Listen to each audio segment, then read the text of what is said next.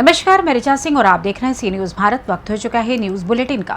Bulletin में आज बात करेंगे गुजरात की, जहां आदिवासी दिवस पर आदिवासी संस्कृति की झलक के साथ निकाली गई रैली। आगे बात करेंगे हरदोई की, जहां कांग्रेस नेता हसीब खान ने प्रेस वार्ता करते हुए मोदी सरकार पर बोला हमला। साथ ही आगे चर्चा होगी कानपुर की, जहां घाटमपुर कस्बे में नू हिंसा के विरोध में निकाली गई रैली। और भी तमाम खबरों पर आइए करते हैं विस्तार से चर्चा। दाहोद जिले में आए लिमडी शहर में आज विश्व आदिवासी दिवस के अवसर पर समस्त आदिवासी समाज के लोगों ने वेशभूषा के साथ लिमडी शहर में आदिवासी संस्कृति की झलक के साथ रैली निकाली। दाहोद से सी न्यूज संवाददाता राजेश भाई मुनिया की रिपोर्ट। अल्पसंख्यक कांग्रेस हरदोई जिलाध्यक्ष हसीब खान ने प्रेस कॉन्फ्रेंस करते हुए कहा कि मोदी सरकार में दलित और मुस्लिम निशाने पर है। शायद ही किसी थाने में दलित एक्ट के तहत मुकदमा दर्ज हो पा रहा हो। वहीं कांग्रेस द्वारा बनाए गए कानून, जिसमें दलितों की जमीन गैर दलितों द्वारा खरीदे जाने पर रोक थी, उसे योगी सरकार ने खत्म कर दिया है। अब कोई भी दलित को डरा धमकाकर जमीन खरीद सकता है। गौरतलब है कि इंदिरा गांधी की सरकार में दलितों के परिवारों को जमीन के पट्टे दिए थे। वहीं दलित समाज को अपमानित करने के लिए उस गीता प्रेस को पुरस्कृत किया गया था, जिसने बाबा साहब पर जातिगत टिप्पणी वाले लेख छापे थे। वहीं सभी में कानूनी समानता लाने के नाम पर यूनिफॉर्म सिविल कोड के बहाने भविष्य में आरक्षण को भी खत्म करने का रास्ता खोला जा रहा है, क्योंकि आरक्षण भी एक विशेष अधिकार है जो सामाजिक अधिकार पर सिर्फ दलितों और पिछड़ों को मिला है। यानी कांग्रेस के कमजोर होने से हमारे संवैधानिक अधिकार ही खतरे में पड़ गए हैं। ऐसे में जरूरी है कि दलित अपने पुराने घर कांग्रेस में लौट आए। आज की जो प्रेस कॉन्फ्रेंस है, ये किस मकसद से रखी गई है? आज उत्तर प्रदेश अल्पसंख्यक कांग्रेस के जो प्रदेश अध्यक्ष महोदय हैं, माननीय शहनवाज आलम जी के निर्देशानुसार एक प्रोग्राम आया है हम लोगों का, जय जवाहर जय भीम के नाम से। जो मौजूदा सरकार दलितों और मुसलमानों के खिलाफ विशेषकर एक अभियान चला रही है कि हम टारगेट करेंगे मुसलमानों को और दलितों को, जिससे हम हमेशा सत्ता पे बने रहें। तो क्या लगता है कि दलित और मुस्लिम जनसंपर्क से आपका जो जय भीम जय जवाहर का नारा दिया जा रहा है, इससे कितना मुस्लिम और दलित कांग्रेस की तरफ वापस लौट कर आएगा? देखिए, हमने देखा है, हम लोग प्रोग्राम कर रहे हैं बराबर। मुस्लिमों का लगभग मुझे लगता है कि 100 के 100% एकदम से रुझान बदल गया है कांग्रेस की तरफ आने के लिए। अब हमें देखना है कि दलितों के लिए दलितों पे हमें फोकस करना है, और दलितों की बस्ती में जाकर के हम लोगों ने पर्चे छपवाए हैं, पर्चे बांटेंगे, दलितों को समझाएंगे कि भाई आप आ जाओ। जैसे कि जब 1989 से पहले हम और आप, मतलब दलित और मुस्लिम एक साथ वोट किया करता था, कांग्रेस को वोट दिया करता था, तो उस टाइम पर भाजपा की पूरे हिंदुस्तान के अंदर सिर्फ 2 ही सांसद हुआ करते थे। आने वाले लोकसभा चुनाव में कांग्रेस की तरफ से क्या तैयारियां? आने वाले लोकसभा के चुनाव में हम, लगता है मुझे कि मैं पूर्ण रूप से अपनी सरकार में आ रहे हैं। जैसे कि हमारी जो कुछ छोटी छोटी सी लड़ाइयाँ चल रही हैं, भ्रष्टाचार के खिलाफ चल रही है, रोड है, खड़ंजा है, या जो महंगाई है, इन मुद्दों पे हमारी लड़ाई बहुत कस के चल रही है। और अभी हमारे जो राष्ट्रीय नेता जी थे, पूर्व अध्यक्ष थे राहुल गांधी जी से, उन्होंने अपनी हार मान के और राहुल गांधी जी की संस्था को बहाल किया है। उसी तरीके से हम इस सरकार को नीचे गिराने का काम करेंगे।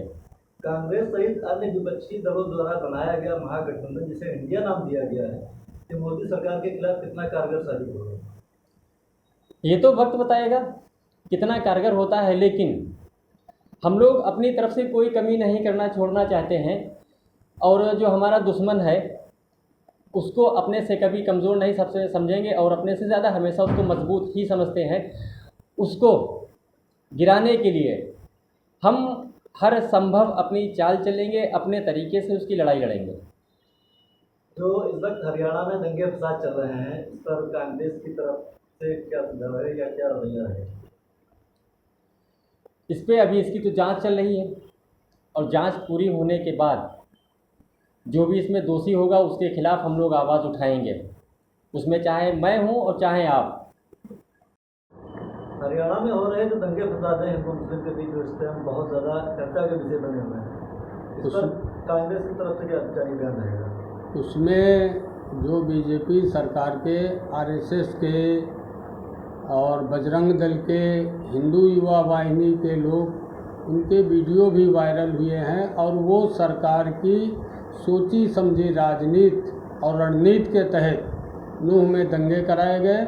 और आज जितना वहाँ मुस्लिम प्रताड़ित किया जाता है बीजेपी सरकार के, उसमें दलित प्रताड़ित किया जाता है।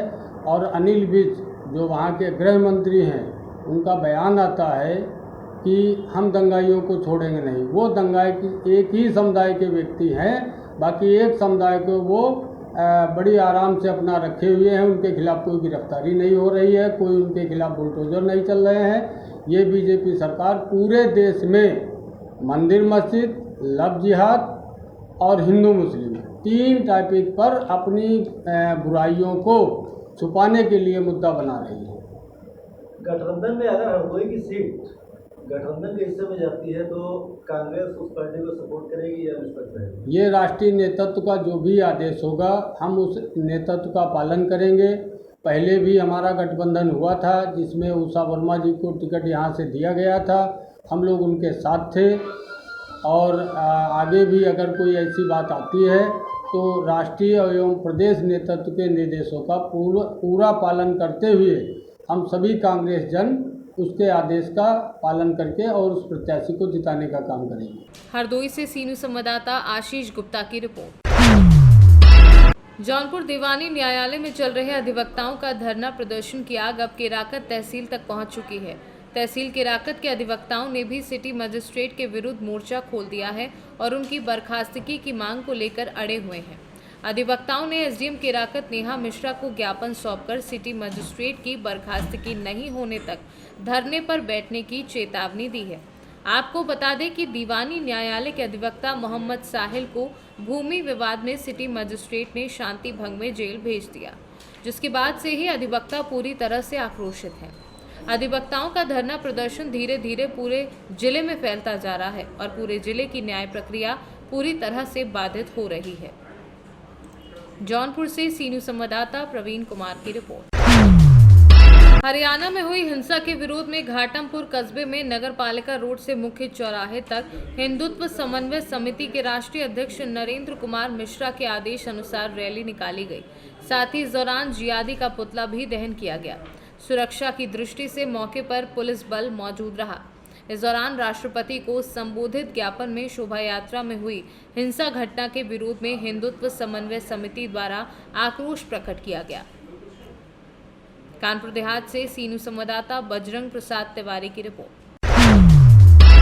झारखंड मुक्ति मोर्चा जिला समिति रामगढ़ के द्वारा जिला कार्यालय के प्रांगण में झारखंड के आंदोलनकारी नेता, पार्टी के पूर्व केंद्रीय अध्यक्ष, अमर शहीद क्रांतिकारी नेता शहीद निर्मल महतो का 36वां शहादत दिवस समारोह जिलाध्यक्ष विनोद किस्कू की अध्यक्षता में और जिला सचिव विनोद कुमार महतो के संचालन में शहीद निर्मल महतो के तस्वीर पर पुष्प अर्पित कर शहादत दिवस मनाया गया।